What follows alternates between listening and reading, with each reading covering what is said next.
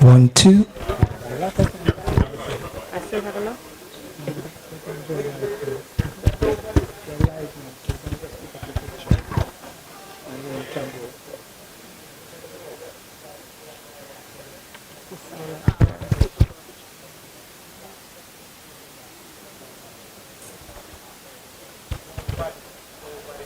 Good evening. Hello. Welcome. Excuse me.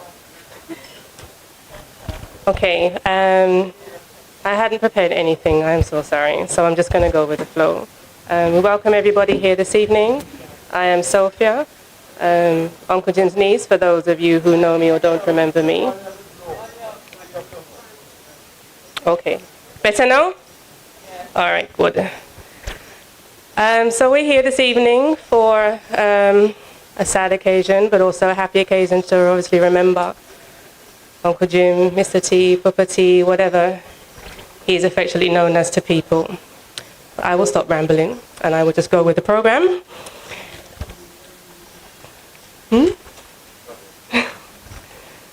So we're going to start with an opening prayer from Pastor Clayton Roberts, if he would like to welcome into the podium.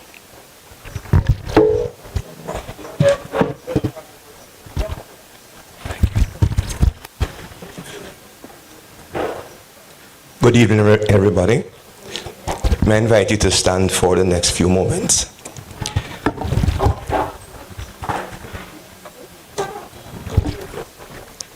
Let us pray. Living God, we give you thanks, we give you praise, we give you glory, we give you honor. We thank you, God, for this gathering as we come to memorialize the life of James Alexander Thomas. We pray your Holy Spirit to come. We invite your presence with us. Superintend everything that shall be said and done. May Christ's name be glorified in our midst. I pray that you'll comfort the bereaved family and friends. I pray, living God, that you would minister to us individually and collectively.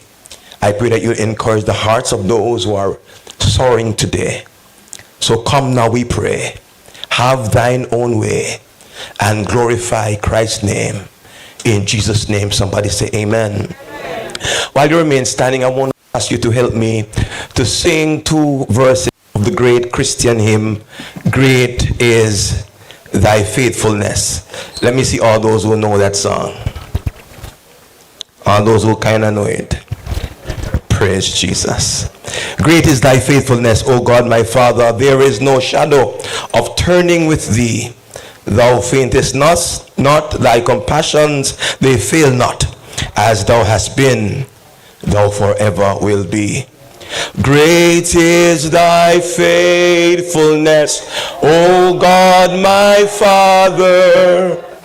There is no shadow of turning with thee. Thou changest not, thy compassions, they fail not. As thou hast been, thou forever will be. Great is thy faithfulness. Great is thy faithfulness. Morning by morning, new mercies I see. All I have needed, thy hands have provided. Great is thy faithfulness, Lord, unto the third stanza, pardon. Pardon for sin and a peace that endureth. Thine own dear presence to cheer and to guide. Strength for today and bright hope for tomorrow. Blessings are mine with 10,000 beside. Together we sing. Great is thy faithfulness. Great is thy faithfulness. Morning by morning, new mercies I see. All I have needed, thy hands have provided. Great is thy faithfulness, Lord, unto me. Remain standing. The word of the Lord from the book of the Psalms. We are at Psalm 23. And it reads thus: The Lord is my shepherd, I shall not want. He maketh me to lie down in green pastures. He leadeth me beside still waters. He restoreth my soul. He leadeth me in the paths of righteousness for his name's sake. Yea, though I walk to the valley of the shadow of death, I will fear no evil, for thou art with me. Thy rod and thy staff, they comfort me. Thou preparest a table before me in the presence of mine enemies. Thou anointest my head with oil, my cup runneth over. Surely goodness and mercy shall follow me all the days of my life, and I will dwell in the house of the Lord forever.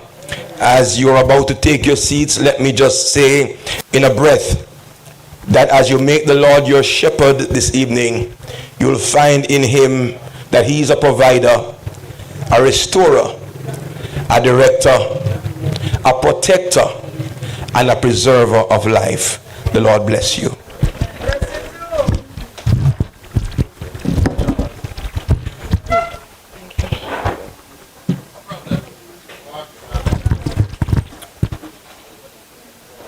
Okay, we'll be calling Mr. Dean Clover. Mr. Clover.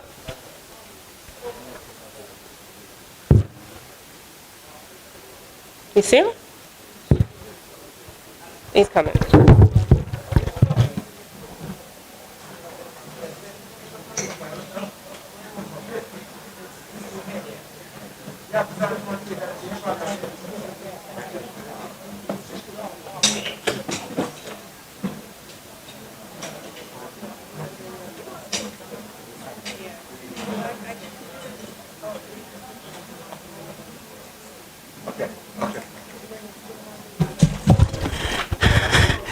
I want to say, can we praise the Lord? It's not a problem, right? Yes, in the midst of everything, I wish to personally express condolences to the Thomas family on the passing of, I call him Uncle Jim, and if I say Uncle Jim, you understand. And before I do my song, just a synopsis of who he was. Actually, when I became a cop and I came here in 2004, I was actually instructed by my late father to make sure that I find Sir T, which I did. And when I came, we had a chat. But my father and Uncle T normally work in their earlier years with the bauxite company and stuff. So Uncle Jim's brother, Larry, he normally operates a hardware in St. Elizabeth. And that gentleman, Uncle Larry, he normally gives me lunch money every other week when my father didn't send money for me. So you understand the relationship that we had, that my father and myself and the Thomas family have. So it's way back. That's many years when I was going high school in St. Elizabeth. So when I came here and I met him, he was just one of those, like my second father, somebody who I could sit down, have a chat with. He always likes to hear me sing and stuff. My heart really tore apart when I learned of his passing. But we're not here to question God and to ask any question as to why, because he knows what is best for a man. And so I believe that at this time he's resting, and I just pray and hope and trust that as he moves on, that the angels will usher him safely to his final place until such day. I'll be doing a song and trust and hope that as I do that, the family will find some solace in it, and at the end, even myself, because I do mourn at this time. There is coming a day when no heartache shall come, and no more cloud in the sky, and no more tears to dim the eye, and all is peace forevermore on that happy golden shore. What a day, glorious day that will be.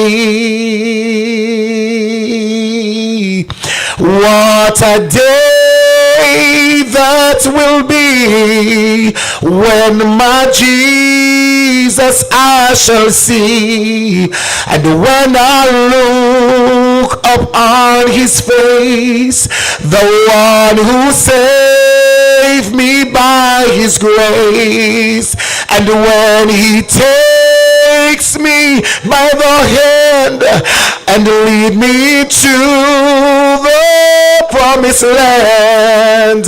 What a day, glorious day that will be.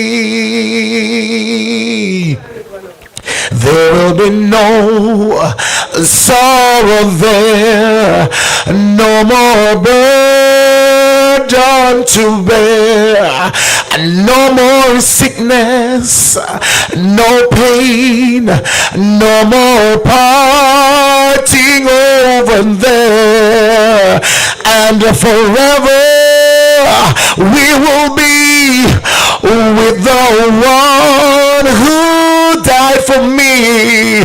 Oh, what a day, a glorious day that will be.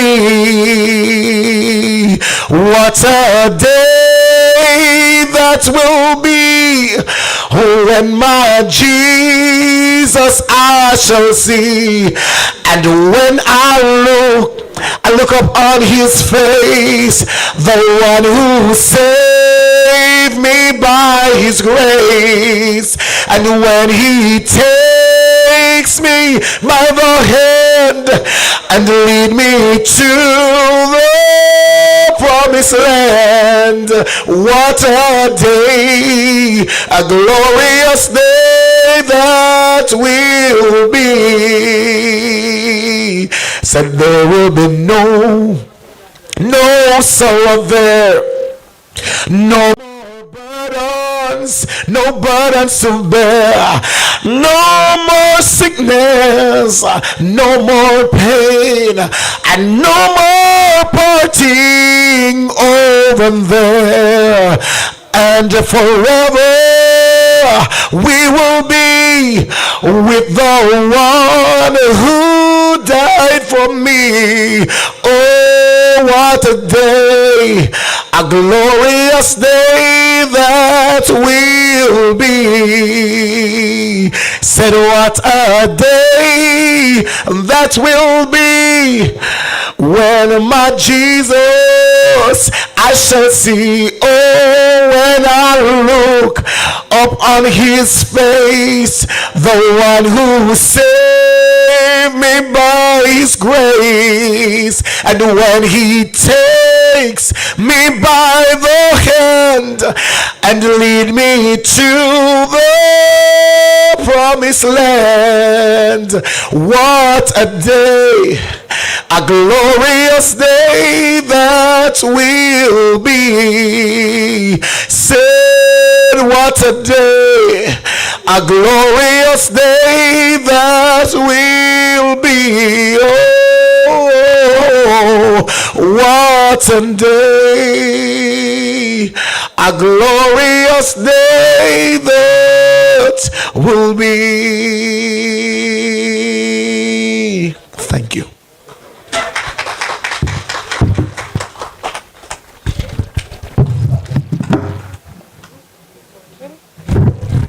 Okay, we'll now be calling up the representative from the People's National Party.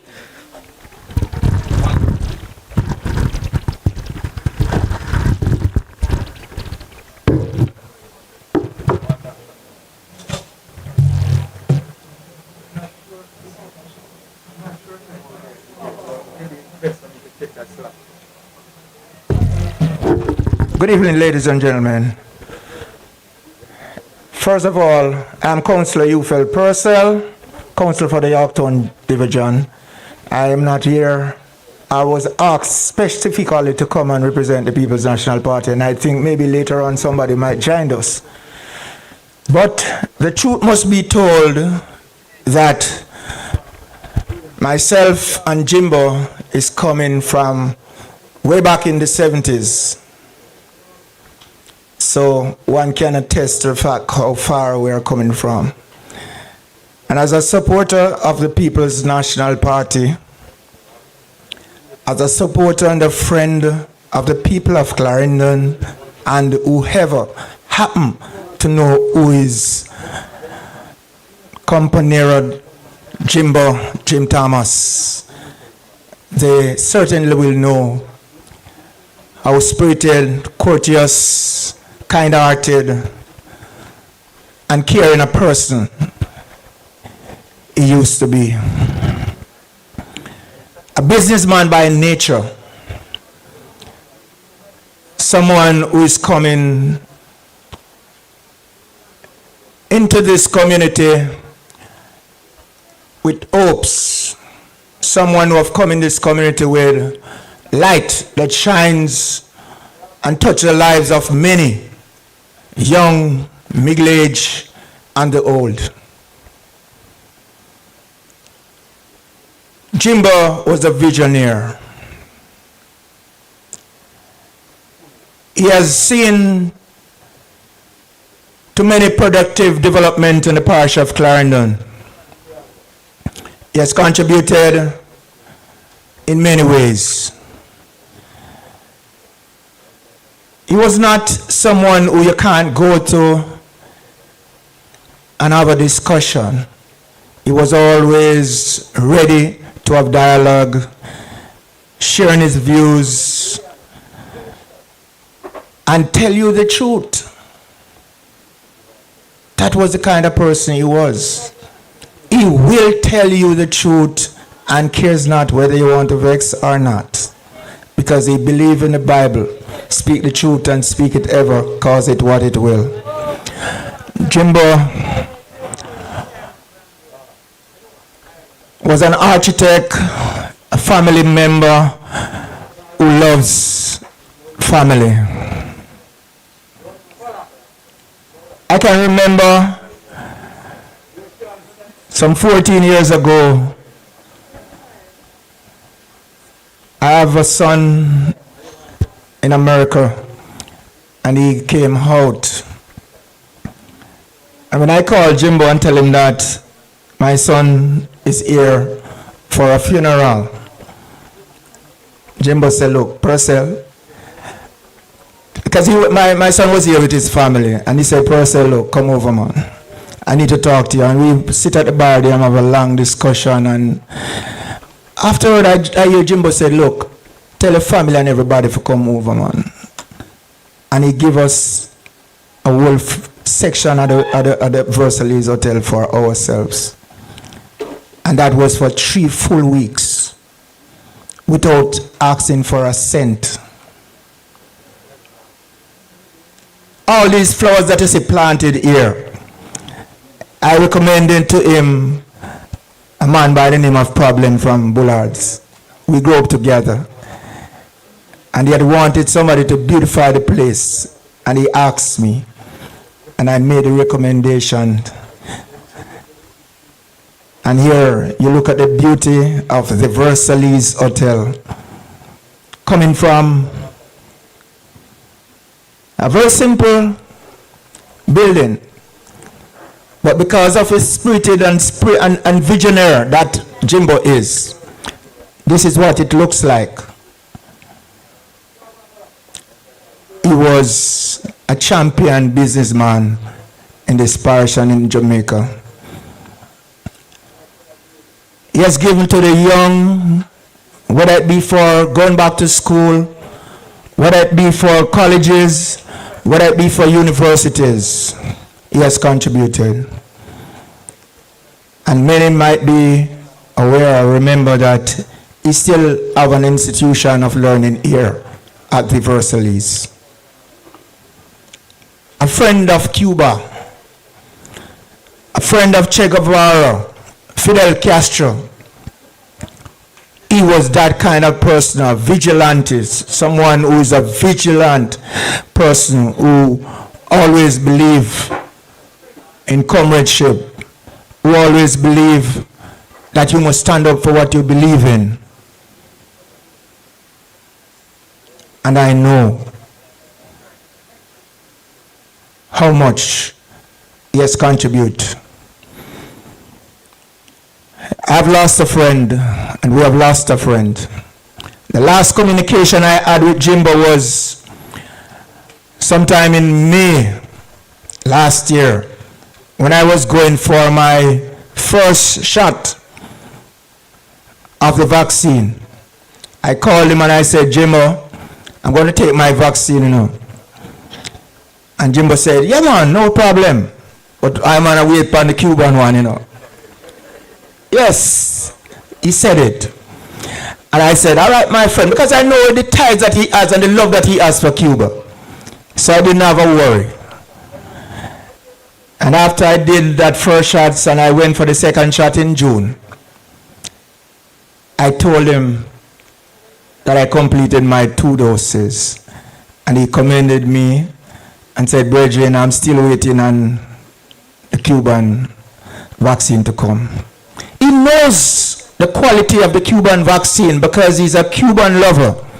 And that makes him to understand how much when it comes to health, when it comes to doctors, when it comes to the scientists, the Cubans are very, very good at it. But unfortunately, he did not survive to receive it. But as I go forth, I want to say that I am hoping that his soul will rest in peace and light perpetual will shine upon him. And as the many lives that he has touched in this world, we will all remember him and emulate him. The last gift that he has given to the Versailles is that main building over there. And he toiled night and day to get it to what it is. Because he said in the parish of Clarendon, there must be a big hall for anyone who want to keep any such thing. We will miss you, Jimbo. Company the friend, we will miss you always. But your greatness that you have left with us will live in us. Ladies and gentlemen, I'm going to ask everyone to stand up for a minute silent for Jimbo Jim Thomas. And at the bar, I'm asking for this minute that nothing be served at the bar. And I'll be doing 1 minute. I'm asking everyone to be upstanding. Everyone within the voice range, please upstanding. And the minute begins now.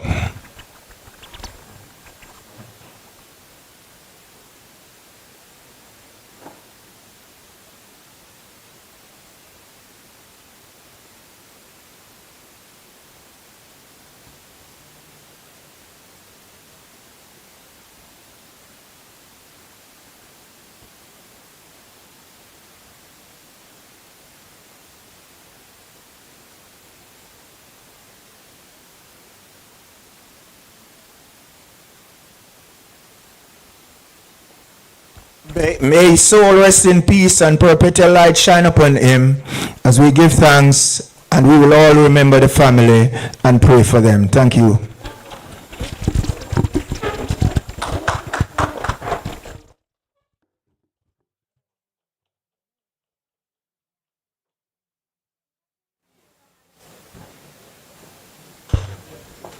Okay, we'll now have a video tribute.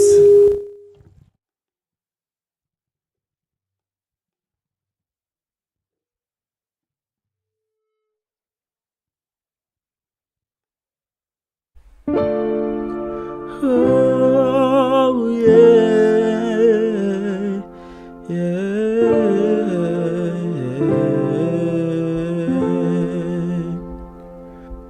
If you give a little more than you take, and if you try to fix more than you break, if you're the kind who takes the time to help a stranger in the rain, there's a place for people like you. If you stand up for those down on their knees and lend a voice to those who cannot speak, if you shine a little light and give sight to the ones who've lost their way, there's a place for people like you. I've heard up there the streets are made of gold, and when you get there, there's a hand to hold. I believe when your days down here are through, there's a place up there for people like you. If you walk around with your heart on your sleeve, and if you're trying to be the change you want to see, if you lay down your life for love so someone could be saved, there's a place for people like you. I've heard up there the streets are made of gold, and when you get there, there's a hand to hold. I believe when your days down here are through, there's a place up there for people like you.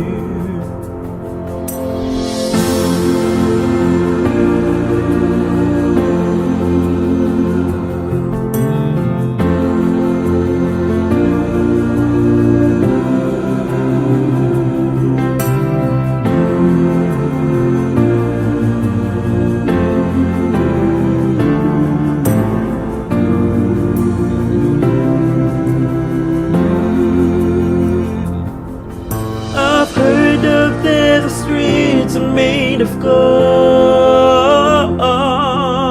yes, and when you get there, there's a hand to hold. I believe when your days not here are through, yes, there's a place up there for people like you. I know you're out there, so keep doing what you do, 'cause there's a place out there for people like you.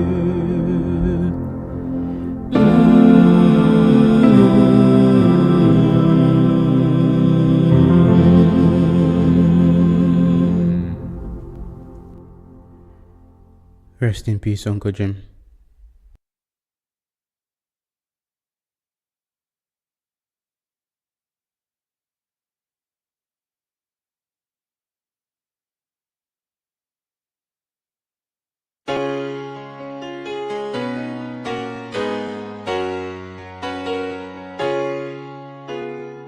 Goodbye, Uncle Jim.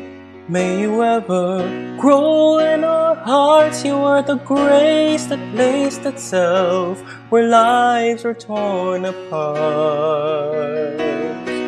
You call out to our country, and you whispered to those in pain, now you belong to heaven, and the skies spell out your name. It seems to me you've lived your life like a candle in the wind. never fading with the sunset when the rain set in. And your footsteps will always fall here along Jamaica's greenest hills. Your candles burned out long before. Your legend never will.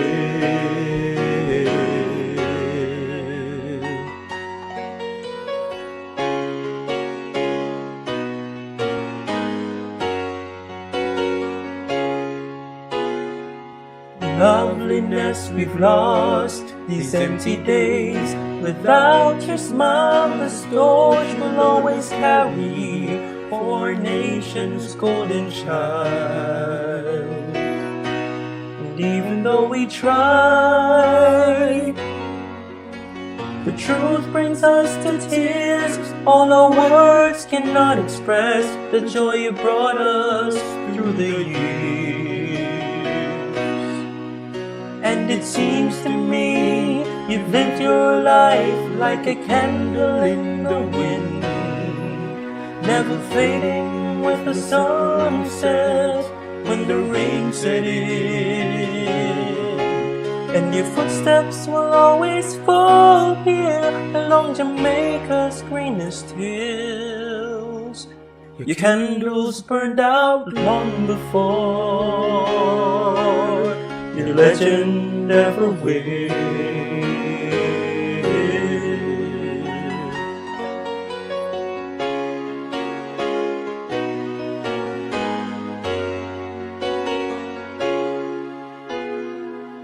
Goodbye, Uncle Jim.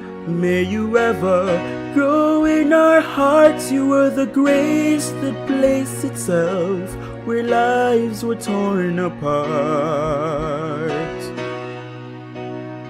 Goodbye, Uncle Jim, from the country lost without its soul. We miss the wings of your compassion more than you will ever know.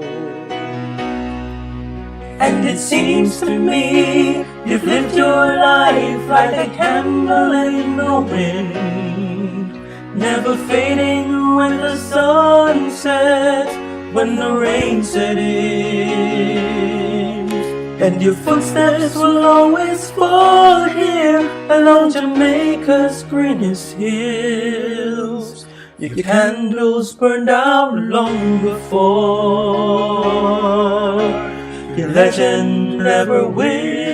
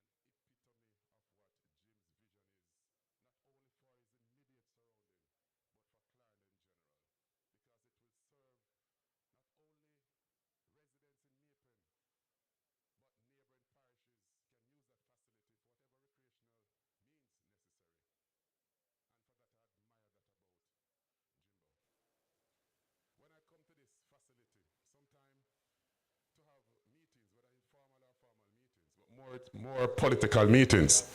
And I remember Jim said sometime he would sit and watch me. I said, watch Barnes well in ticky. What am I planning about now? He used to laugh at me when he see me. But he didn't know that I was just working and toiling to ensure that on the day it will be victorious. And we keep working and working. And Jim would admire that about me. He said, Barnes, if you alone, come. The place is yours to use. Just call me and tell me. If you don't see me, check the front desk. At one point, I wonder if I have shares of Versailles. Because sometimes I forget to make the appointment or the reservation. I'm just turn up and say, did Jim tell us I have a meeting here and I need room 10 to use? Did Jim tell you that I have a meeting here, I need to use the presidential suite, the presidential meeting room? Or could you organize under that era for me and put some tables together and some chairs and need to have a meeting now? I totally forget that I'm not a shareholder here. But that's the kind of person Jim was. It's a Barnes will have your political meeting. You don't have to see my man, just talk to the front desk or the person at the bar. And picks up on the place, no ganja smoking, and just behave on yourself and do enough for you. So he was a respectful comrade, respectful husband, a respectful father, respectful friend. You dare not come on this property and smoke marijuana or ganja. You dare not come on this property and behave unruly. And that is something I admire about Comrade Jim Thomas. My first experience outside of the ferry was Versailles Queen. I don't know if you remember that boat. And I remember being on it to Pigeon Island, I think it was. And it was a fun-filled ride. I think it was Valentine's Day. They had a boat ride. I don't know which non-government organization put it on. But Jim was always there to assist, to give a helping hand. I remember when the Cubans came to do the light bulb installation, there was no arrangement made for them. And Jim made not only Versailles property available, but the property on Glenmere Road. And he didn't get any money to feed the Cubans. He did it from his heart and from his pocket. That's how kind and caring Jim Thomas was. He will always be remembered. And I'm going into the PNP part of it now. Whenever we have activities here, the National Executive Council meeting or REC, Regional Executive Council, Jim will make his property available to the People's National Party. He will not charge us the way he would have charged ordinary people or other companies, because he was a member of the People's National Party. He was a delegate of the People's National Party. He attended National Executive Council of the People's National Party. He's well known throughout the People's National Party. He was a comrade and a comrade for life. That's who Jim Thomas was, a comrade for life. You dare not speak ill of the People's National Party in his presence. You dare not. He loves his party dearly. And if he's cussing the party, the leadership, you don't join him and cuss. Make him one cuss. But he'll be missed. He'll be missed for his contribution to nation building. He'll be missed for his contribution to the People's National Party development and upbringing. He'll be missed for his historic knowledge about Clarendon and the politics, not only in Clarendon, but generally. And when you decide to have a chat with Jim, make sure you have nothing else to do. Okay, we'll start talking with you from 7 right back till 1 in the morning. And he will just go on telling you about things happening, things he want to do, things he have seen happen before. And he's just sharing all his knowledge and his vision and keep you abreast with the changes and the history of this parish itself. So it's a great loss. It's a great loss not only to his family and friends and the People's National Party, but it's a great loss to Jamaica. He has served well on the different government boards at the time, and he has made significant contribution to this parish and by extension Jamaica itself. When you look at his vision, when he told me that he wanted to put a clinic up by the front, and I said, clinic, Jimmy? He said, yes man, you're going to see the clinic when I'm done with it. And he took me on a tour. And I said, boy Jim, boy, I wish I had that vision that you have. When he started with the water project, just at the back there, and him tell me that when the man them start drill and gone how many feet, 14, 17 feet down, and him still can't get no water. Him go in bed, go sleep, because I said, Jesus, look how much money me spend. And me still can't get no water. And then him go down another 2 feet, and him get the car and say, yes sir, water, water, water. And him just jump out of bed and him come and him see the water flowing and him say, yes, God, thank you. So he's not somebody to give up easily. And if him sets his mind out on something, he will not stop until he achieved it. And many of us must have learned something from Jim Thomas. And if we have not, the book of life, you can get a page from it. So Jim, you have gone before us. We miss you. Many of us didn't get the opportunity to tell you that we love you. But you would know because you would have seen us around you from time to time. Whether having a drink at the bar or somewhere along the road we are, on one of your property will be interacting with you. But you will be deeply missed. But your memories will linger on. And we'll always remember the good things you have done for us. May his soul rest in peace and perpetual light shine upon him. Thank you.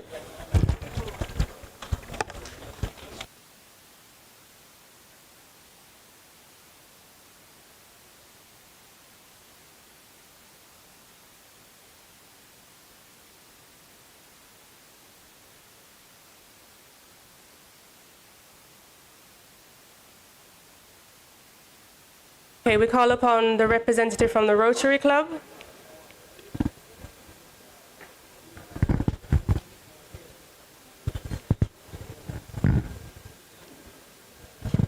Rotary Club.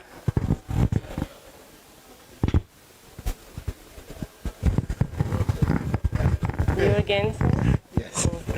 Thank you so very much. My president had indicated that she was on her way, but in the interest of time, I believe, being the Sergeant at Arms and public image, I can speak on behalf of the Rotary Club of Maypen. The Rotary Club of Maypen, as you all know, that, you know, as has been said by many other speakers before, that Mr. Thomas is a person who likes to interact and to give back to communities. And so we would have been benefiting immensely from this property in terms of us hosting our meetings here Thursday night to Thursday night to Thursday night. You know, there are times when, and as Mr. Barneswell says, that, you know, he would have gotten discounts, and so we Rotary Club would have benefited from some of that as well. We are terribly hurt over the passing, but we are comforted by the words of God that says, and God shall wipe away all tears from our eyes. And so as he goes on to a higher place, we know that the Lord has other duties for him to do, and so we will release him in God's care and trust and hope that as the family goes through this period of grief and mourning, that you will find solace in the words of God, and that you'll continue to trust God, because better days are ahead. And so one of these fine days to come, when we all shall gather on the other side, we will meet him again. So on behalf of the Rotary Club of Maypen, kindly accept our condolences and our regrets on the passing of Sir T. Thank you.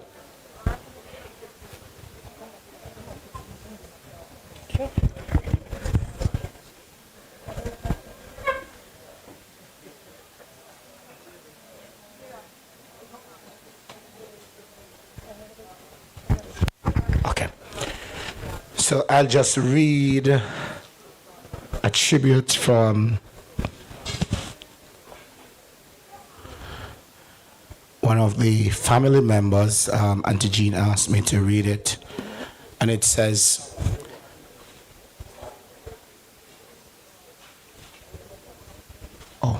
it's Auntie Jean's brother. This narrative here too provides a glimpse into the relative short but impactful life of a man who could be described as a visionary, entrepreneur, and a builder. This man possessed an encompassing outlook on life that he viewed through the lens of optimism. The tandem of this bold and ambitious successes is legendary. One project served as a launching pad of another and another. It would be a safe assumption that the aroma of fresh concrete serves as one of the catalysts that fueled his ambition to continue building and expanding his empire. His material achievements will not be forgotten. He labored hard. He deserved that he accomplished, and he was not shy in acknowledging them. Today, materialism is viewed as a taboo. This is unfortunate because material possession occupies an important seat at the table of life. In fact, our late sage, Marcus Garvey, attests to that fact, that he remarked in one of his historic speeches, "You must strive to achieve material wealth because it is the standard by which the world will judge you. Everything has its proper place in life. However, it becomes pretentious and loses its value." Thankfully, this is not defined by the material possessions. Life in the sum of the intangibles. These intangibles include, but not limited to, honesty, integrity, magnanimity, compassion, empathy, gratitude, respect. Jim embodied these qualities. He may not have displayed them to the satisfaction of all persons he had encountered. What is important is that he displayed them. He had this style of showing them. There are countless examples of his generosity, some public, others private. The private ones are more numerous. Whenever someone of this stature leaves the arena of life, a huge gaping void forms. The void can be filled. Any void is fillable. The challenge is to fill it with a replacement. In the replica of Jim, there is unequivocally uncertainty that will not happen. There was just one Jim, irreplaceable. He was a stalwart and a pillar of his community. We cultivated a profound mutual respect for each other over the years. That respect sprouted deeply roots when he married to my dear sister. She became his anchor and he made it known unpretentiously. They made a formidable team. Another quality that I admired in him was support. Although the high schools we attended were fierce rivals, Jim was always my ally. My success was his success, and vice versa. He had sneaky sense of humor and an infectious laugh. Being around him gives one sense of security. I will miss him. Jim was knowledgeable on a broad range of subjects. He could engage you in any topic. Politics was at the top of his list. His passion for the subject is unmatchable. If you plan to debate him, have to come with your A game. Anything less, you will be buried. Writing this difficult due to the emotions, turmoil within me. There is more that to be said, but I will close by simply saying, rest in power, my brother. And this is from Auntie Jean's brother, Jim's brother-in-law. May his soul rest in peace.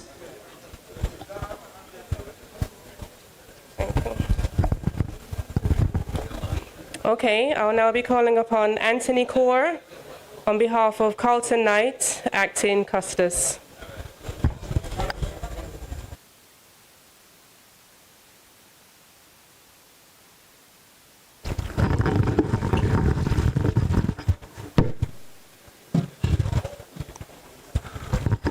Ladies and gentlemen, friends, fellow justices of the peace for Clarendon. On behalf of all justices of the peace in Clarendon, I would like to firstly apologize for the president, Mr. Carlton Knight, who is also acting for the Custos, who is on leave for the time being.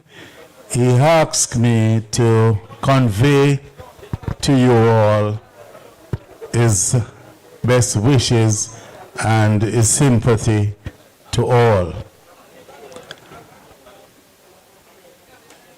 I don't know where to start.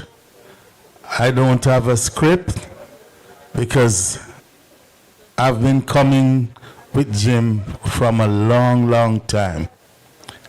When is curfew time? If I am to go back historically, because you know history has a long and very detailed actions and activities. But Jim was not just as a JP. Jim was a close friend and associate of mine. I met Jim when I came here in the 70s, coming from the capital of Earth. Anyone know where is the capital of Earth? Portland, the parish of Portland. Nobody knew that? Anyhow, I came here in 1973 and working with the Youth Development Agency as a youth organizer. At that time, Jim was still going to Clarendon College, and we met on the sports field and other field. So we are coming from way back.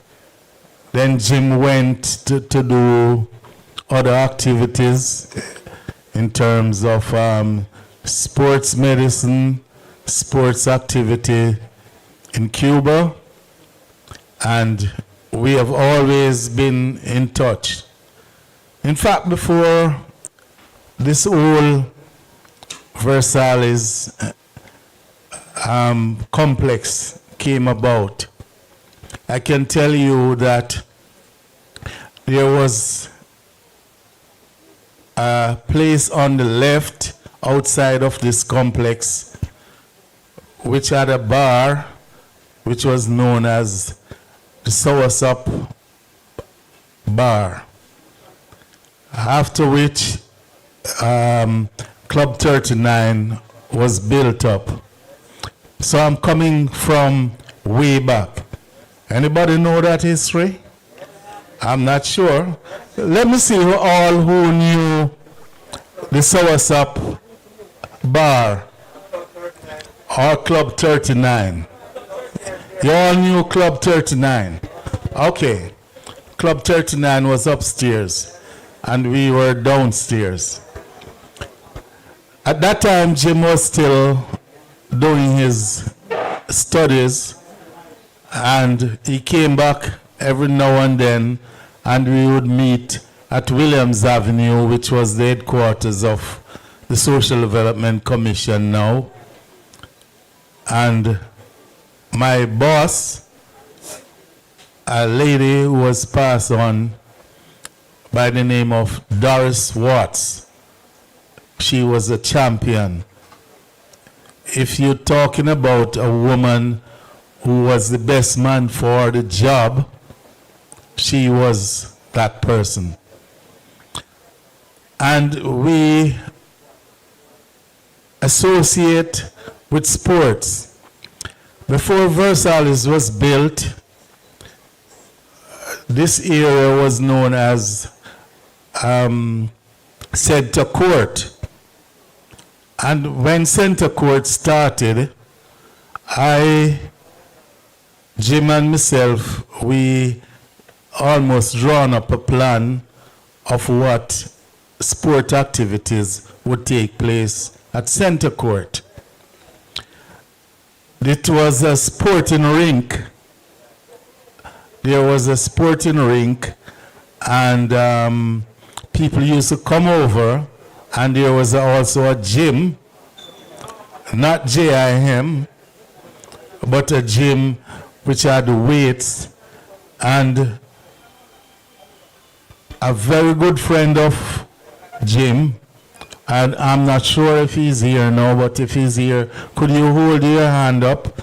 We call him Batio, which in Spanish. His name is Bartley. Mr. Bartley, are you anywhere around? Well, he's not.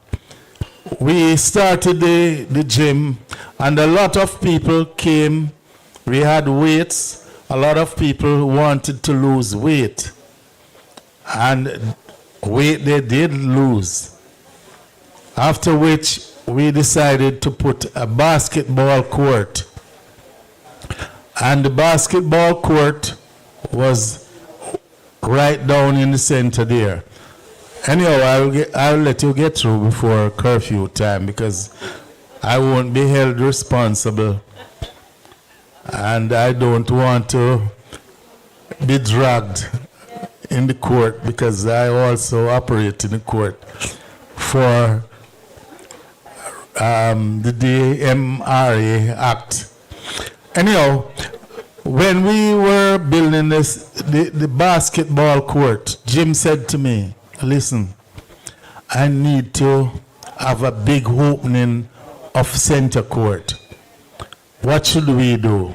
I said, Jim, I know of some youth club which we could get some pom-pom girls.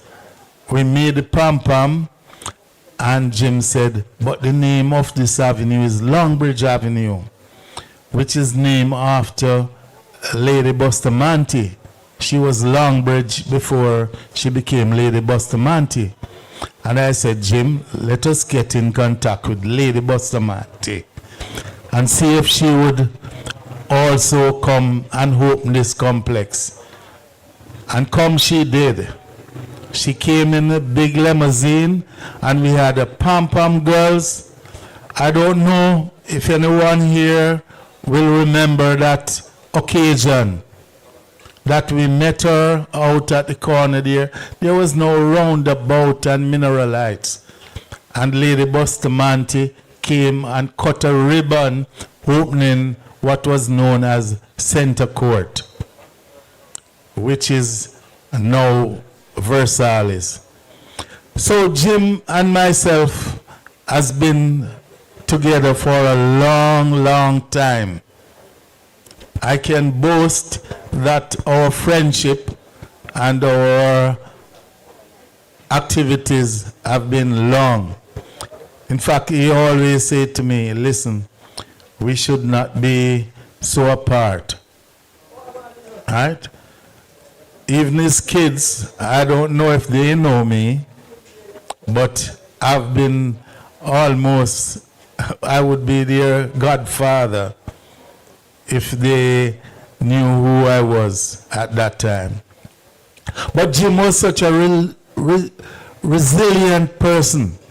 Jim was always thinking. Jim was always planning. Jim don't think that sky was the limit. Jim felt that beyond the skies there were other ventures, and we could move beyond that. That was the person I know Jimbo was. Please, I see you drawing my shirt tail. I will finish. But, ladies and gentlemen, for those who did not associate or know Jim, I can tell you that he was a person very stubborn. One thing I can tell you, if you are going to debate, like somebody said, with Jim, you better have your facts right, because Jim is not going to let up. right? He's the type of person, strong will, strong in character, very good. And I can say today, I had a friend who is now passed, but he still will be remembered. And ladies and gentlemen, I want you to all remember him as a good person, a person who is trustworthy, honest, and who is dependable. I thank you very much for listening to this boring speech, but I hope that you will learn something from it. Thank you very much and have a good night. I hope they won't charge you under the DMA Act. If they do, just call my name. Thank you. Thank you, sir. Whew. Okay, I'm going to call upon Middlesex Institutes for their tributes.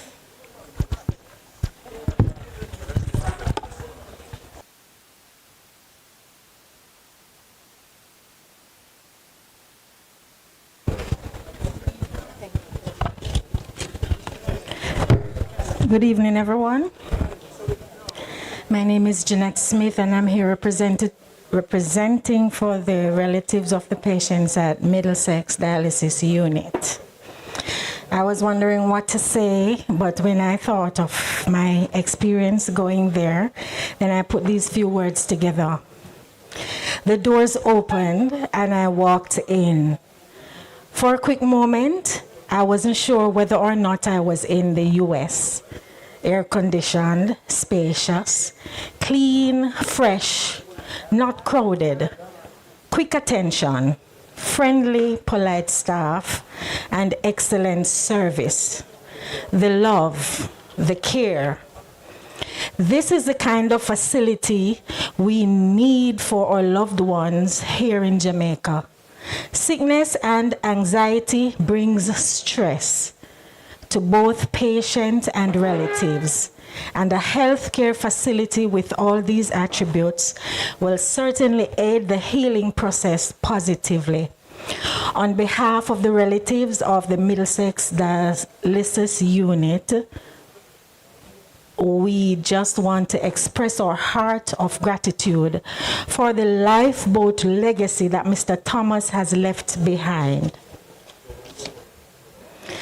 There is no question that much thought and hard work was put into this project for it to be what it is today, a home away from home. Staff feels like family. Mr. Jim would be pleased to see how happy we are reaping the benefits of his labor. God bless. I'm going to sing this song. Someday I'll leave this world behind for heaven, sounding sweeter all the time. Life has been so good, I can't complain. When I ask, Lord, give me strength to rise again. When I look on the struggles I undergo, oh, I listen, yes, I listen for his call. Heaven sounding sweeter all the time. Seems like lately it's always on my mind. Someday I'll leave this world behind. 'Cause I know, yes, I know, for heaven sounding sweeter all the time. Life has been so good, I can't complain. When I ask, Lord, give me strength to rise again. When I look on the struggles I undergo, oh, I listen, yes, I listen for his call. Heaven sounding sweeter all the time. Seems like lately it's always on my mind.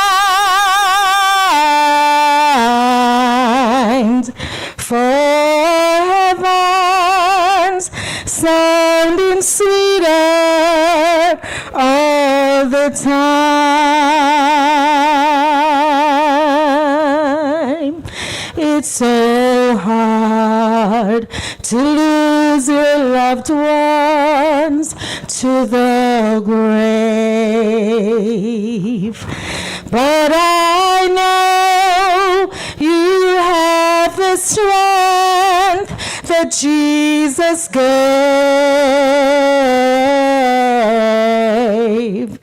God will wipe all those teardrops from your eyes when you meet him in the clouds beyond the skies. Heaven sounding sweeter all the time.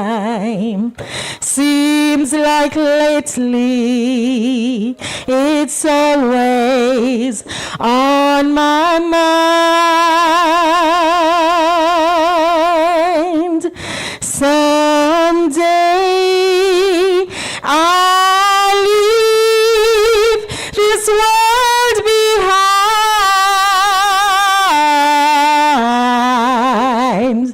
for heaven's sounding sweeter all the time. Someday I'll leave this world behind, for heaven's sounding sweeter all the time. Thank you very much.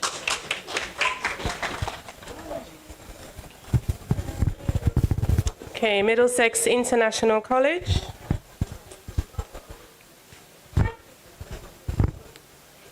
Oh, where they going?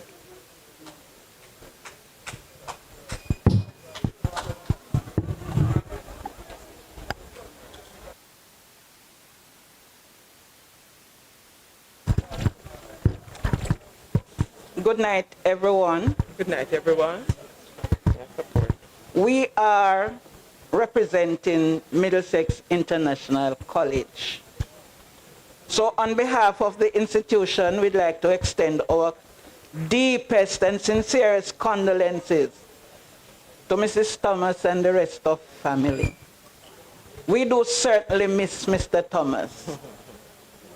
We would be inside our little part, our office, and you would hear Mr. T pass by. How are you, miss? How you doing today? Or he would just stop by and say, I have something to say. And he was there. Now, after Middlesex International College failed, I would call it that, because he had such passion for education, he did not allow the school to go down. But instead, he partnered with Hard Trust so that education could continue. I remember one day he said to me, Teach, what I wanted for this place, was a sort of university village. That is why I built all these cottages and these houses, so that students could come by and we have good education going. And if we have education, then our community would be developed. And we wouldn't have so much crime, Teach. And that was my aim. And so he continued. I remember the last time he came by, he said, Teach, I'm putting up the clinic, and I want our students to have good training. So I want you to arrange for them to come over and see what is going on so that they can get hands-on training in the clinic. And he said, even before you do that, make sure you come over and visit and look at the place. And friends, I can tell you that when we went over there, it's like you want to get sick to go on some of those machines over there. In the building was, you know, coming out of the heat, the AC was good. Good AC. Over there feels comfortable. It feels as if you are sick and go over there, you would get better instantly. And the staff we met over there, they were superb as well. Mr. Thomas had good intentions, especially for the education of the poorer class of people. And we hail him for that. Now, we at Middlesex, the coordinator here, myself and the other staff members, some of who are around the place, we aim to keep his wishes going. We do not want it to fail. So we are going to do our utmost best to make sure that wherever he is, he will smile and say, there goes my work. So I'd like to say, rest in peace, Sir T, and may light perpetual shine upon you. Thank you.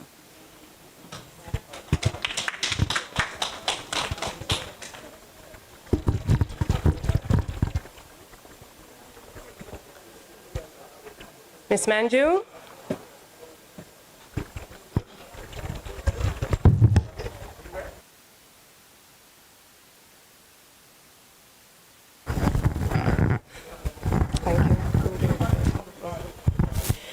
Good evening, everyone. I am still at a loss for words, because how is it that you put into words an emptiness? How is it that you put into words a loss? You know? I speak for everyone when I know I speak for everyone. I say that he was a great man. This man lived his life. I said he lived his life to the fullest. He maximized his life. Whatever he wanted in life, he went for it. He's an example. He was an example for others to follow. He was an example for his family. He was an example for me. I can say I've been here for a little while, and I've learned so much from him. And he used to say to me, Miss Manju, you know, some I think alike. In everything that he did, once I was in it, we were always cohesive in thought. He is somebody that I will, and a lot of us, many of us, will miss greatly. Speaking for myself, I know that I had promised him that I was going to come back and look for him. And at the moment that I heard that he was ill, my heart broke, and I immediately texted him. He said that he was pulling through. I expected him to pull through because he's such a strong man. You don't expect somebody so strong to break down at all. You don't expect to lose somebody that you see as steel. You know, steel is so hard to mash up. It's hard to destroy. And so that is why it is so hard for me to say goodbye or to say, I remember. It's such, I really still don't know how to put it into words. His greatness, I know, will live on. And he is a leader that many of us will follow. Yes, a lot of us, somebody just said to me a few moments ago, a miserable man, but I miss him same way. But guess what? We all know that his bark was bigger than his bite. We all know that he meant well in all that he said, in all that he did. I pray for the family, and I, especially to you, Miss Jean, give my condolences. I want you to know that we love you. And I know I'm not here. I know I'm far away, but I'll be there for you if you need me. Everybody in this family. I speak on behalf of the staff as well, and on behalf of the church that's been held here. Mr. Thomas had built Nation Hall for whatever purpose, and he had facilitated the church as well. A side of him which loved God, a side of him which would tell others, listen, there's somebody who is higher than you. He understood that there was somebody higher than himself, and when he was leaving, he said to me, before he left, he said to me, through God, I'm making it. But I thought he was going to make it in this life, but it meant that he was going to make it in the other life. And I pray that wherever he is, and I hope that his spirit is here with us today, that he's smiling, because he did a job. His job was well done on earth. He spent his life well on earth. He maximized his life. He lived his life to the fullest. And this was a man who was authentic. He was an authentic human being. He was not trying to follow anybody. He was not trying to be anybody outside of himself. You would not have to guess what was on his mind, because he would tell you exactly what was on his mind. And there's nothing that you could do about it. But you understood that this person was true to his word, true to himself, and true to you. In this dark moment, I just hope that everybody will pray for the family and keep them in your prayers. And just huddle together. You never know what tomorrow brings, so live your life today. Live your life to the fullest and maximize your life just like Mr. Thomas did. Thank you.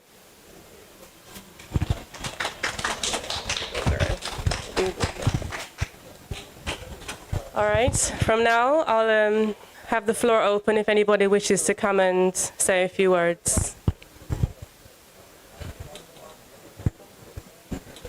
Okay, don't all rush. Huh? Where's the one? Hold on a second.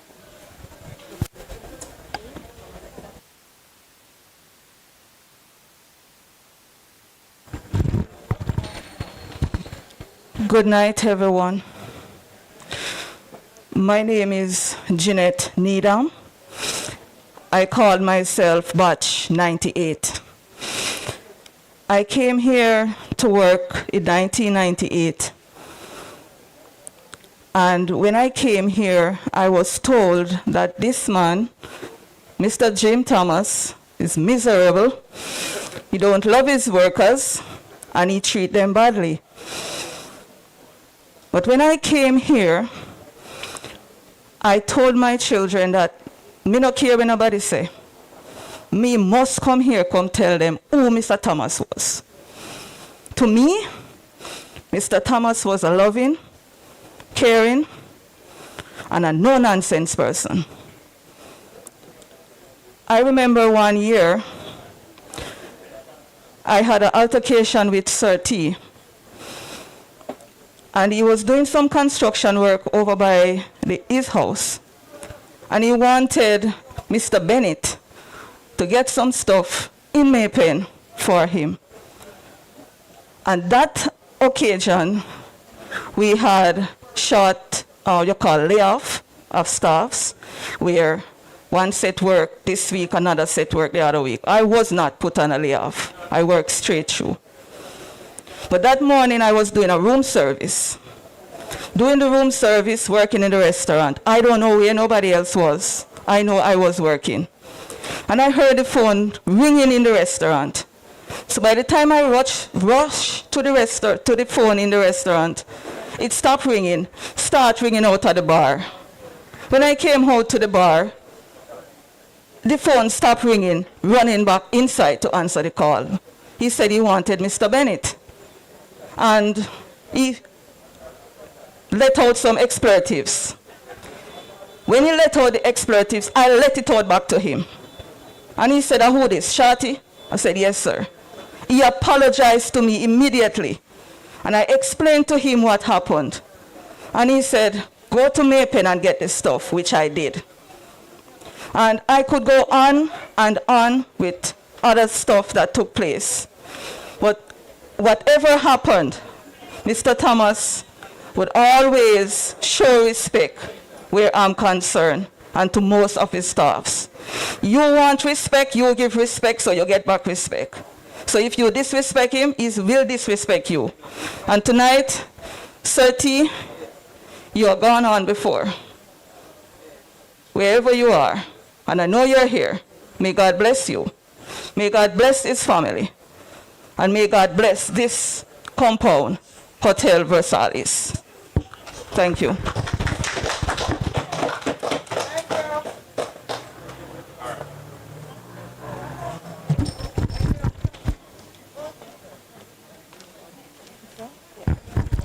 Thank you. Good evening. Hi, everybody. My name is Barbara Hamilton Hume. Are you hearing me?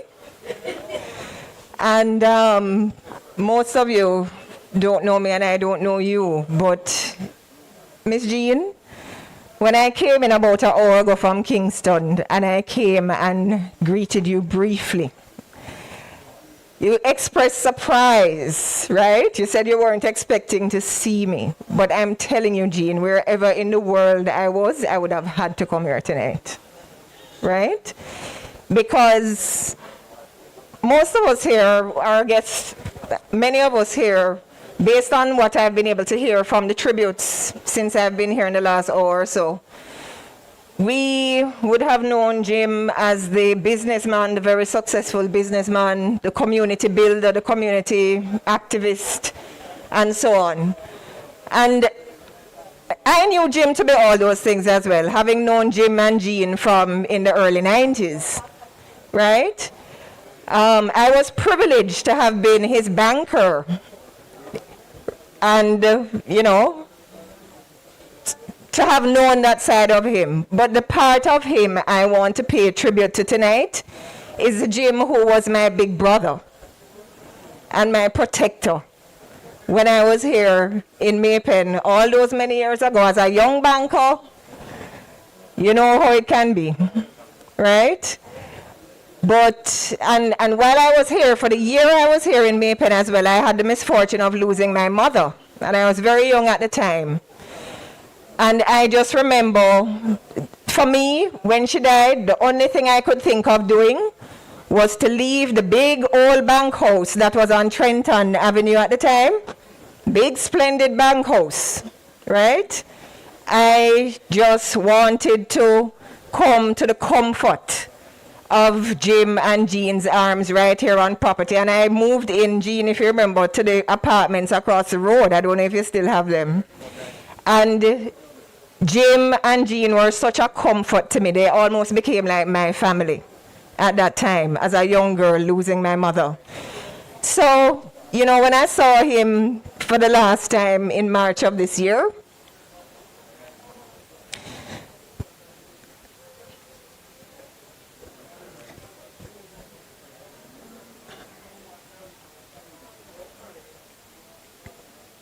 I couldn't have known that that would have been the last time. And if I had known that was going to be the last time, I would have really said, Jim, thank you so much for all that you did for me. And for the person that you were to me. And for the blessing that you were to me. So, Jean, I just want you to know that we're all sharing your loss, you and the rest of the family. And, you know, we're with you. We're all going to treasure the happy memories that we have of Jim. And his legacy will indeed live on forever. Thank you.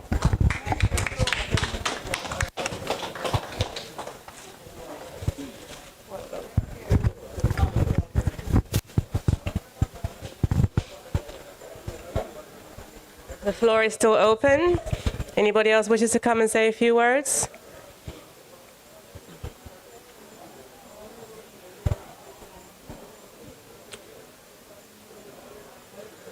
No? All right, I think we're gonna... CJ? Okay.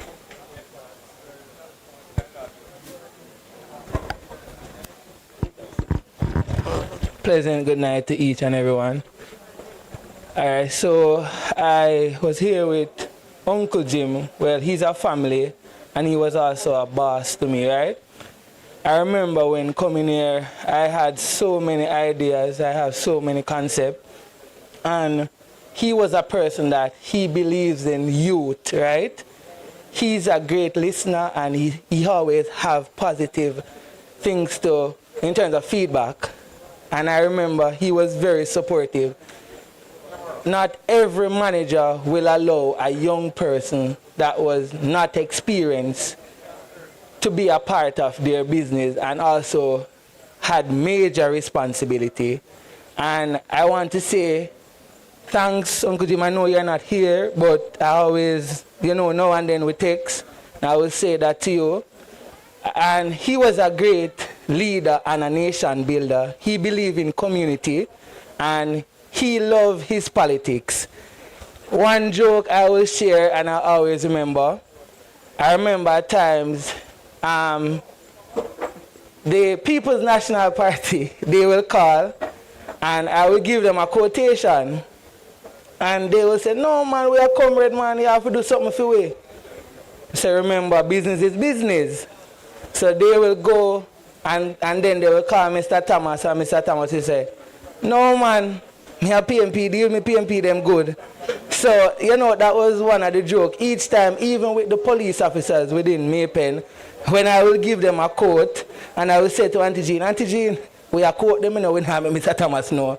And then they will go, then Mr. Thomas will call, Maki, deal with them a little better, man, a community people, man. Just wave certain things and then make things work out.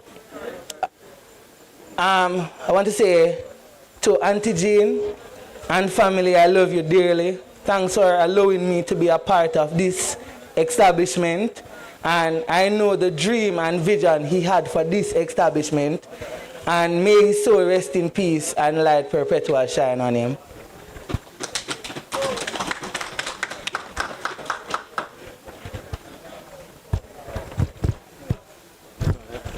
Very brief.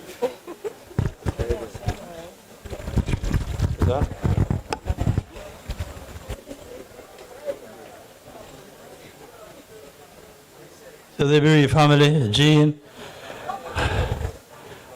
members of the People's National Party, say Councillor Purcell and Councillor Barneswell. Well, I won't speak on the PNP because that has been said already. But I'd like to speak on Jim as a good friend for a very, very long time. I mean, it's one of the first times I can remember the passing of somebody that's affected me as badly as this one. Because I discussed with him the question of the pandemic and, general things, including vaccinations, and he had his strong view. But tonight I want to remember him for some of the pioneering work that he did. And I don't know if Gene knew, but he had a passion to create a university right here in central Jamaica. And he had a hard time because he couldn't get the necessary approvals. But many times we had discussions about it, to plan a way, because he had put in infrastructure. He wanted to create so many things to really lift up the parish. Because we have the numbers, Clarendon has the largest numbers of high schools in any parish in Jamaica. And so he wanted to pioneer a university right here in central Jamaica, unique, indigenous. He did a lot of things. He created the classrooms and necessary facilities for lab research. He even created a stadium around the back there. And so I want to salute him as a long-standing Clarendonian comrade and friend who has pioneered so much for this parish. And the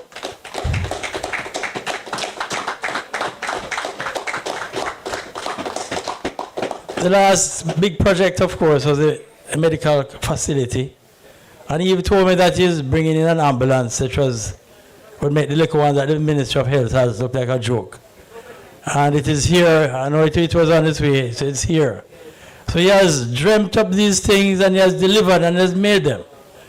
So I hope in some appropriate way that the parish will find a way to recognize a son of the soil and a visionary, Comrade James Thomas. May his soul rest in peace and light perpetually shine upon him.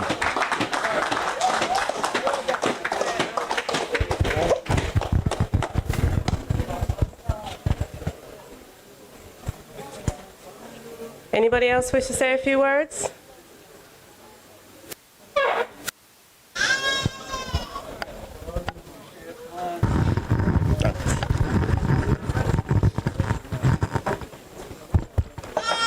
Good night to everyone.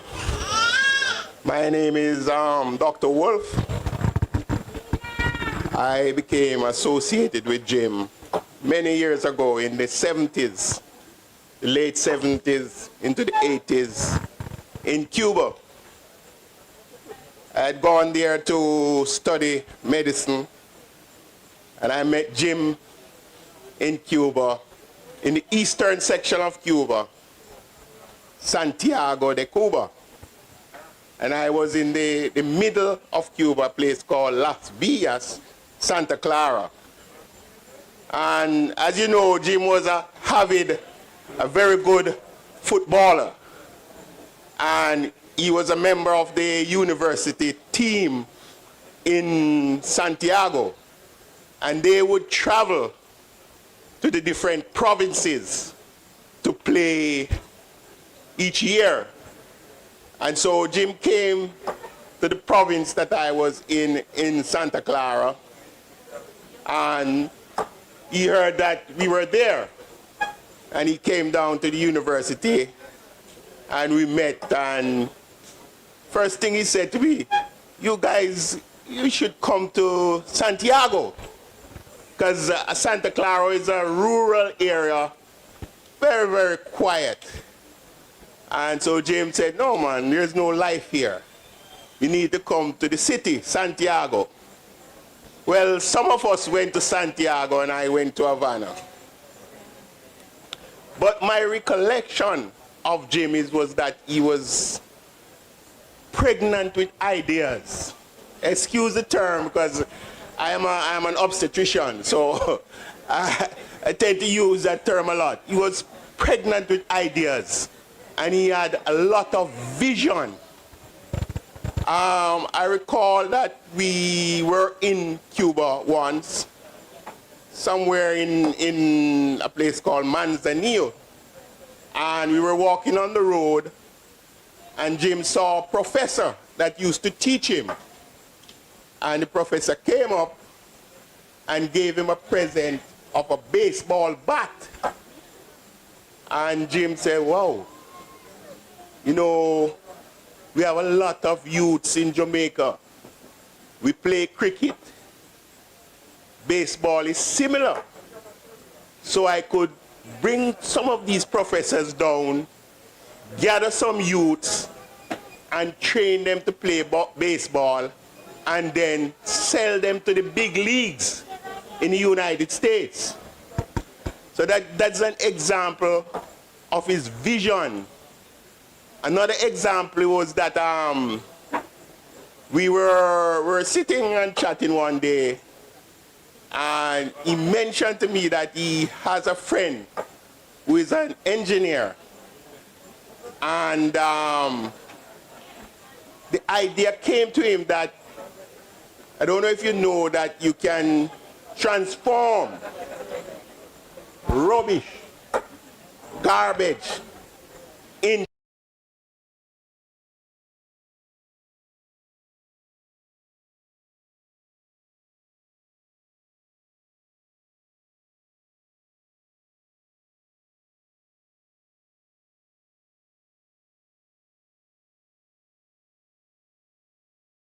rubbish to do this on an industrial scale. So he said, yeah, let's go to Cuba. Cuba has a population of 10 million. Let's go to Cuba. And there was the husband of a Cuban ambassador who was here. and they had finished their term of duty in Jamaica and gone back to Cuba. But he stayed in contact with that person, the husband, and he called the husband and said, I have this idea. Can you set up a meeting? And the guy said, yeah. Jimbo called me and said, ticket is booked. We're going to Cuba on Monday. So I said, Jimbo, that's a bit quick. And he said that, boy, we don't have enough time because the guy in Cuba was there for a short time. He'll be leaving during the week. So now the flights to Cuba were usually on a Monday and on a Friday. So Jimbo had made reservation for the Monday. But it turned out that the guy was supposed to leave Cuba the Tuesday. And so we said it would make sense we go, but because for him to set up meetings and you meet different officials, it would make sense. And so that fell through. But, you know, as I came up to the mic, I'm still struggling to come to terms with, you know, quick Jimbo passed. You know, I was in contact with him almost on a daily basis when he got sick. And eventually it was decided to move him to the hospital. And within a short time I heard that he had gone. And that was a serious blow to me. The previous speaker mentioned about Jim's idea to create a university.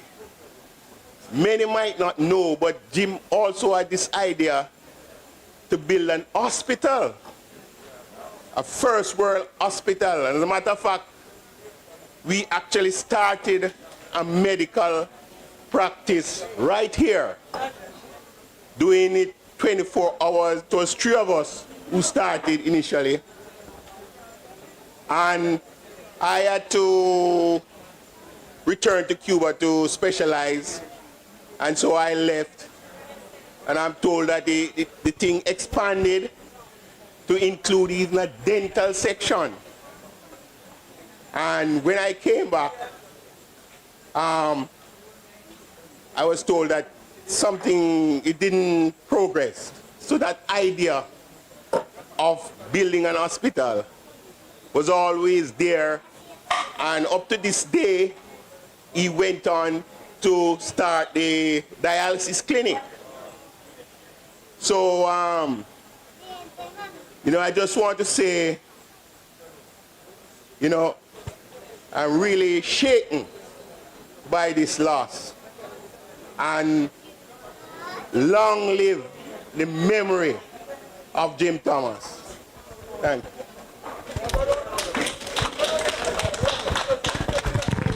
Thank you, Dr. Wolf. Okay, we're going to have time for 3 more tributes because we see curfew time is fast approaching.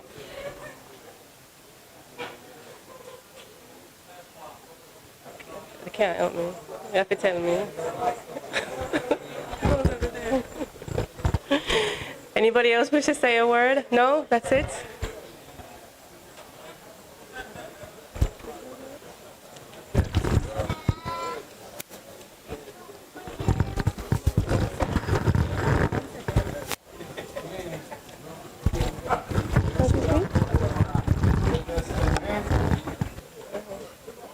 Sorry, just a second. Okay, refreshments are being served. You can stay. I'm not telling you to go. Refreshments are being served as the last few tributes are being held. Thank you. Thank you. Good evening, everyone. Mrs. Thomas. My name is Tricia Bennett Roberts. And I would like to say, offer condolences to Mrs. Thomas and family from the Bennett's family. Uncle Jim, Mr. T, has been like our uncle. He was my father passed April this year, Roy Bennett. He was one of my dad's closest friends. And so, having lost my dad in April, and to lose Jim few months after, and he took the death really, really, really bad. And to know that, going back through this grieving process, just 2 months, after, takes its toll. Uncle Jim, to the nieces and nephews of our family, is their uncle. He's my youngest daughter's godfather. Looking forward now to sit down with him, share memories, of stories that, my dad and him shared over the years. When I lost my sister last year due to COVID, and he called me and he said to me, Trish, you make out a leather, because he was telling me, how strong I am. And when my dad passed, he told me the same thing. And it shook me real hard when I heard that he was positive. We spoke. I encouraged him. I'm begging him to fight. And he told me, yes, he will. It's really sad. It's just one of those things. He will always be remembered as our Uncle Jim. Mrs. T, thank you.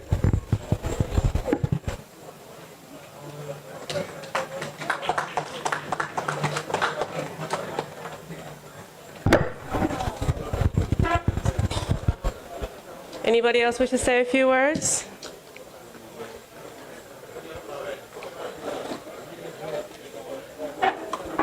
No? Okay. I think there's a video slideshow that needs to be played now. I think you can just play out for the rest of the evening. I think we thank everybody on behalf of everybody that's here. Thank you all for coming this evening. Yeah.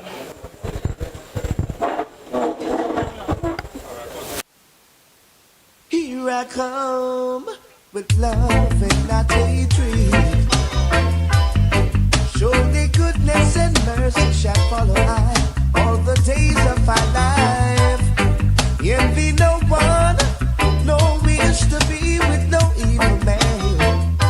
For there'll come the day when you'll be whipped by the feathers and I have the word.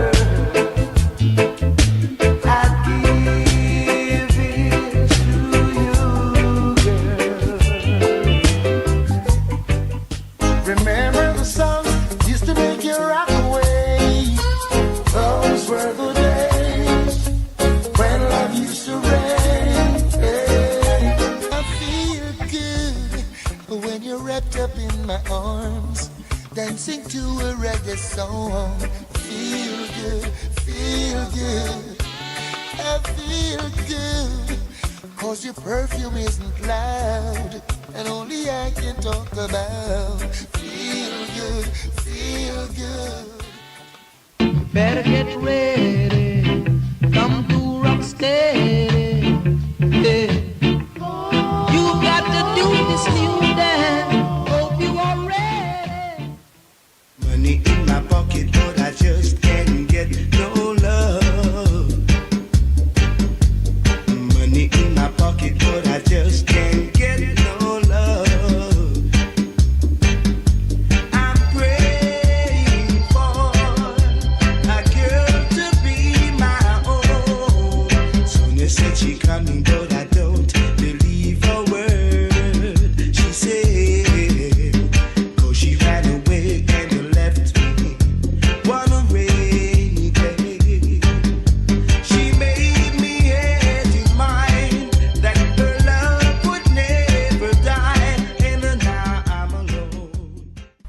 But I keep telling her I'm too experienced to be taking for a stroll. Too experienced for someone to rock and roll. I'm too experienced to be taking for a ride. And I know it's not my foolish bride. She's royal, yeah, so royal. And I want her in my life. I never knew anyone so one of a kind. It's been a long day without you, my friend, and I'll tell you all about it when I see you again. We've come a long way from where we began. Oh, I'll tell you all about it when I see you again. When I see you again. Here I come with love and not hatred. Surely goodness and mercy shall follow I all the days of my life. Envy no one, no wish to be with no evil man. For there'll come the day when you'll be whipped by the Father's hand. I have the word.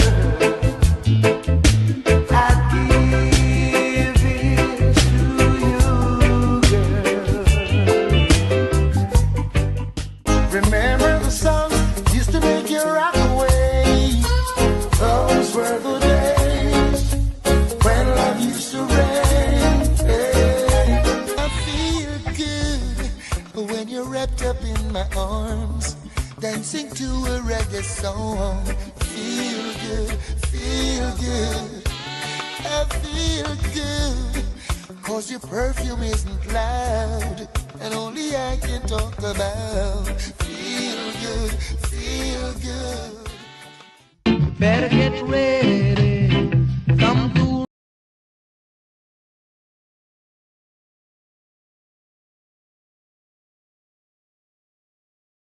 rock steady.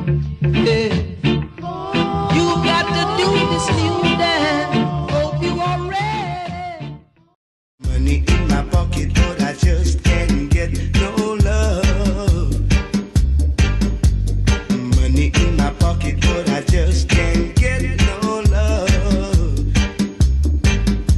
I'm praying for a girl to be my own. Sonia said she coming, but I don't believe a word she said. 'Cause she ran away and left me one rainy day. She made me had in mind that her love would never die, and now I'm alone. But I keep telling her I'm too experienced to be taking for a stroll. Too experienced for someone to rock and roll. I'm too experienced to be taking for a ride. And I know it's not my foolish bride. She's royal, yeah, so royal. And I want her in my life. I never knew anyone so one of a kind. It's been a long day without you, my friend, and I'll tell you all about it when I see you again.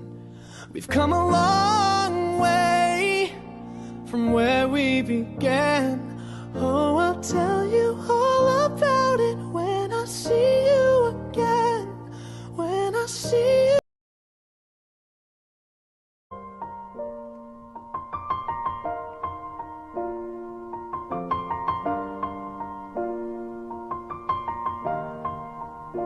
It's been a long day without you, my friend, and I'll tell you all about it when I see you again. We've come a long way from where we began.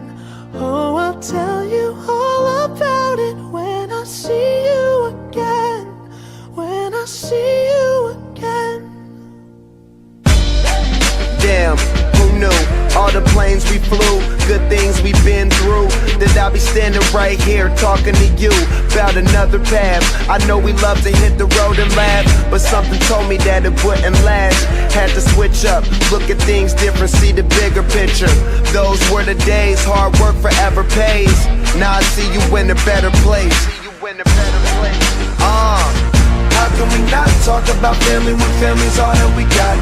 Everything I went through, you were standing there by my side, and now you gon' be with me for the last ride. It's been a long day without you, my friend, and I'll tell you all about it when I see you again. We've come a long way, from where we began. Oh, I'll tell you all about it when I see you again. When I see you again.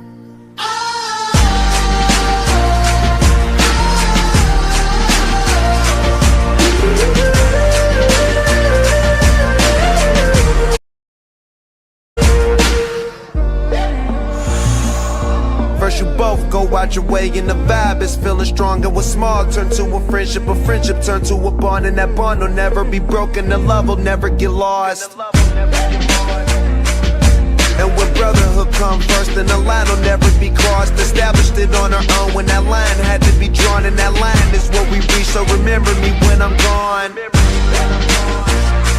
How can we not talk about family when family's all that we got?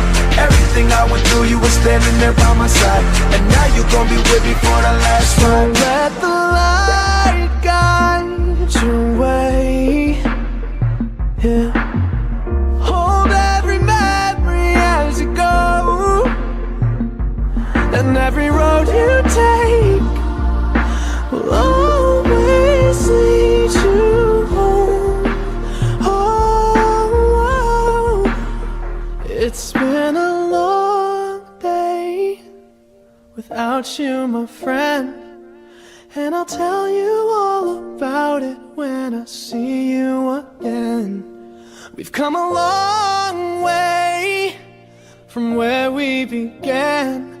Oh, I'll tell you all about it when I see